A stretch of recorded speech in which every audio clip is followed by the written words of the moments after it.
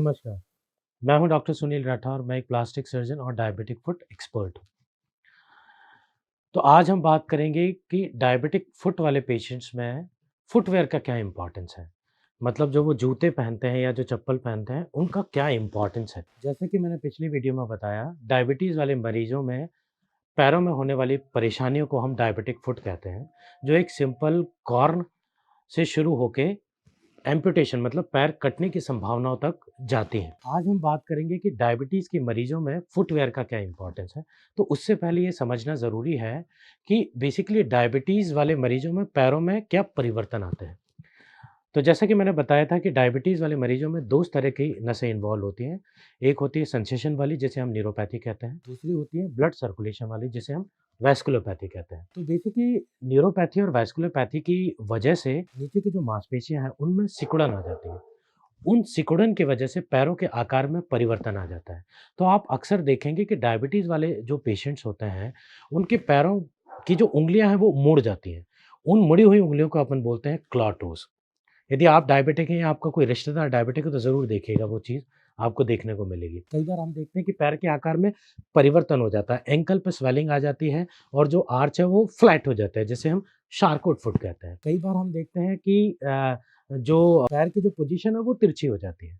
तो ये बेसिकली जो मांसपेशियाँ हैं उनके सिकुड़न की वजह से जो पैर के आकार में परिवर्तन आ रहा है, वो आकार में परिवर्तन के कारण क्या होता है कि जो बॉडी का जो वेट है, जो इक्वली डिस्ट्रीब्यूट होता है पैर में, वो पैर में इक्वली डिस्ट्रीब्यूट ना होके पर्टिकुलर पॉइंट्स पे जो है जो प्रेशर है वो ज़्यादा आता है।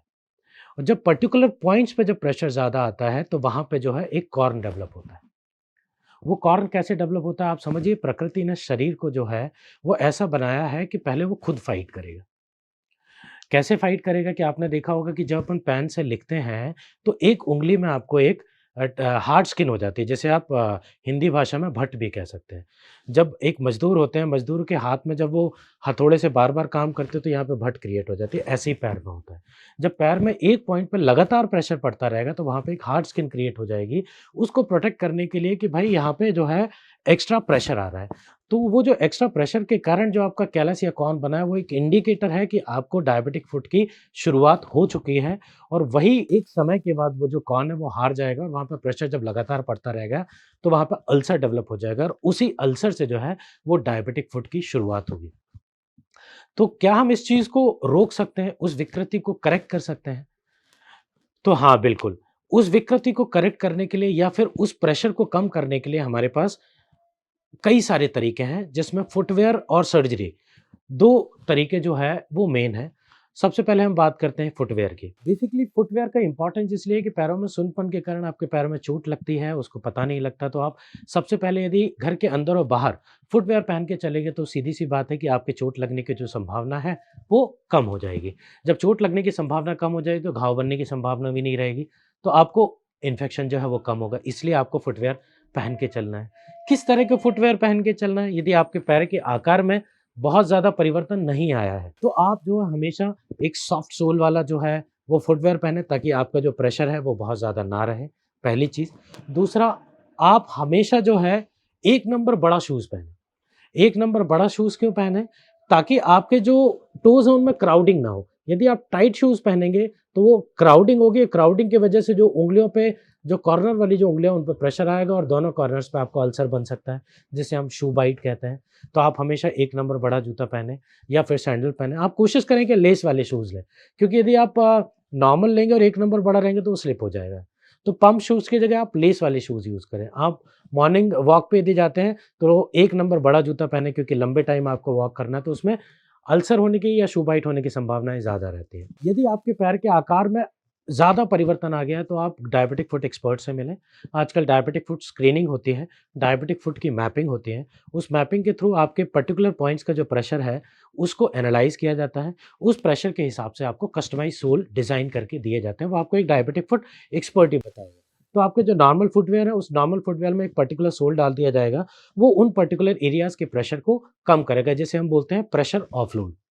यानी कि किसी पर्टिकुलर एरिया के प्रेशर को हम कम करेंगे तो वहाँ का जो अल्सर बनने की जो पॉसिबिलिटी है वो रिड्यूस हो जाएगी। इसको बोलते हैं प्रेशर ऑफलोड। कई बार पैर के आकार में इतना ज़्यादा परिवर्तन हो जाता है कि सोल से भी काम नहीं चलता। तो हम शूज़ का जो पूरा का पूरा जो सोल रहता है उसी को परिवर्तन करते हैं। तो फिर हम कस्टमाइज़ शूज़ की तरफ चलते हैं, जो हम खुद बना के आपको देते हैं। जो यदि आपको आगे की तरफ प्रेशर ज़्यादा है तो फ्रंट ऑफलोड करेंगे, पीछे की हील की तरफ ज़्यादा है तो हील ऑफलोड करेंगे।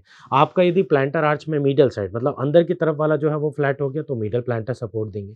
यदि लैटरल साइड होगा तो लैटरल प्लांटर सपोर्ट देंगे। तो इस तरह से जूते के आकार में परिवर्तन करके जो है आपको उन प्रेशर्स को कम कर सकते हैं। डायबिटिक फुट के ट्रीटमेंट में जो सबसे इम्पोर्टेंट रोल है, जब डायबिटिक फुट वाले पेशेंट्स के आकार में परिवर्तन आ जाता है तो उस प्रेशर को यदि हम ऑफलोड कर पाएँ तो आगे जो है डायबिटिक फुट डेवलप होने की संभावनाएँ जो है वो बहुत कम हो जाती है। तो जैसे कि मैंने पिछली वीडियो में बताया था कि आपके पैरों की सुरक्षा ही बचाव है। यदि पैर में अल्सर नहीं है या एपिथेलियल बैरियर इंटैक्ट है, मतलब यदि स्किन इंटैक्ट है तो आपके पैरों को आखिरी सैया तक जाने में मतलब कि आखिरी साँस तक यदि जाने में भी आप लंबी डायबिटीज़ के बाद भी आपके पैरों में कोई समस्या नहीं होगी यदि आपकी स्किन इंटैक्ट है। स्किन इंटैक्ट कैसे रहेगी? आपको अल्सर से बचना। अल्सर से बच कैसे पाएँगे आप? कि आप प्रॉपर फुटवियर आप पहनें। है ना? और आप जो है उसको चोट से बचाएँ। तो बहुत सारे तरीके हो सकते हैं। अगली वीडियो में हम ये डिस्कस करेंगे कि पैरों की देखभाल कैसे करें। ओवरऑल कहने का मेरा मकसद ये है कि डायबिटिक फुट बेसिकली जूतों की बीमारी है और जूतों से ही ठीक होती है ना? आप इसकी गहराई को समझें। इम्प्रॉपर फुटवियर आपको पहनेंगे यदि आप, तो आपको शू बाइट होगा। उस शू बाइट से डायबिटिक फुट डेवलप होगा और प्रॉपर फुटवियर यदि आप पहनेंगे, तो इस तरह के अल्सर बनने की संभावनाएँ कम होगी। तो क्या हुआ? ये जूतों से ही शुरू हुई और जूतों पे ही आके खत्म हो गई। कई बार हम देखते हैं कि एक घाव की महीनों तक ड्रेसिंग कर रहे हैं हम कि लेकिन वो घाव भर ही नहीं रहा। घाव इसलिए नहीं भर रहा है कि उस पर्टिकुलर एरिया का प्रेशर ऑफलोड ही नहीं हो रहा है। आप यदि सिंपल ड्रेसिंग भी करेंगे और एक प्रॉपर फुटवियर पहनेंगे जहाँ पे उस पर्टिकुलर पॉइंट का प्रेशर जो है वो चला गया है या कुछ समय तक अपन ने ऑफलोड करके रखा है। जब अपन पैदल चल रहे हैं तो उसकी जगह पैर के दूसरे पार्ट पे प्रेशर चल रहा है और उस प्रेशर का जो है ऑफलोड है। तो आप देखेंगे कि 15 से 20 दिनों में ही आप उस घाव के आकार में परिवर्तन देख लेंगे और 10% का जो है आप देखेंगे कि ये तो सुधार हो गया। आप खुद ट्राई करके देखिए कि यदि आपको कोई अल्सर है 15 दिन आप बिस्तर पे रह लें, आपके घाव के आकार में जो है छोटापन हो जाएगा। क्योंकि आपके बिस्तर पे रहना भी एक तरह का ऑफलोड है कि आप ज़्यादा पैदल नहीं चल रहे। लेकिन आपको आपके एक रूटीन एक्टिविटीज़ तो जारी रखना पड़ेंगी। तो ऑफलोडिंग का डायबिटिक फुट में बहुत ज़्यादा महत्व है। दूसरा हम बोलते हैं सर्जिकल ऑफलोड। यदि पेशेंट जूतों के साथ कोऑपरेट नहीं कर रहा है, तो हम उसको सर्जिकल ऑफलोडिंग कर सकते हैं कि पैर में कुछ सर्जरीज़ करके उस पर्टिकुलर एरिया का जो प्रेशर है उसको कम करें। सर्जरीज़ बहुत प्रकार की हो सकती हैं। वो स्किन सर्जरी से लेके हड्डी के किसी पार्ट को निकालने तक भी हो सकती हैं। तो इनका ओवरऑल जो कॉन्सेप्ट है वो सेम है कि या तो आप फुटवियर से ऑफलोड कर दें एक लिमिट तक या फिर सर्जिकली ऑफलोड कर लें। तो बेसिकली जो डायबिटीज़ वाले मरीज़ जो शूज़ का इस्तेमाल करते हैं उन्हें बोलते हैं हम ऑफलोडिंग शूज़ और इनका डायबिटिक फुट के ट्रीटमेंट में एक बहुत बड़ा रोल है। नेक्स्ट वीडियो में हम बताएँगे कि डायबिटीज़ वाले मरीज़ अपने पैरों की देखभाल कैसे करें, ताकि वो डायबिटिक फुट को डेवलप होने से बचा पाएँ और अपने पैरों को कटने से बचा पाएँ। तब तक के लिए नमस्कार।